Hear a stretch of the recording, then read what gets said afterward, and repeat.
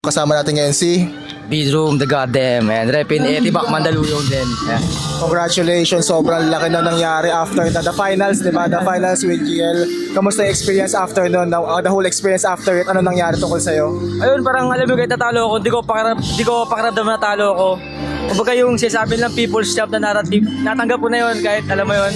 Siyempre, galang pa rin sa prestigyo ng ng tournament, pero grabe yung pakiramdam ko nung finals, sobrang sarap. Para pa rin ako nag-champion. Kumbaga, fuck the title. Ang sarap na ng pakiramdam ng lahat. May parating bang music si Vitrom na ilalabas kayo? Kasi tapos na yung battles Parang music mode ka na ba ngayon? O music mode ako ngayon. Kumbaga hindi mo na ako mabattle kasi tumatapos ako ng album.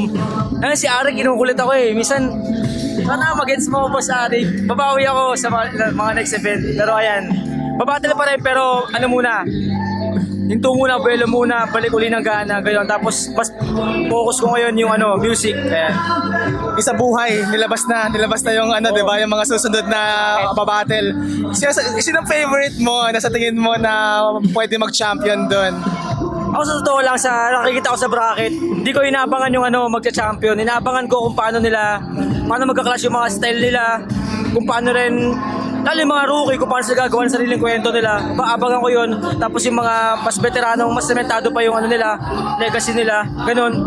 Pero ang hirap magkaroon ng bias kasi yung mga fan favorite tsaka dark horse nung tournament, kumbaga kung paano nagka-bracket yung mga yon, parang hindi ko naisipin. Kumbaga enjoy ko yung tournament mismo. Pero abangan ko si Carlito, mukhang tanggal na Carlito.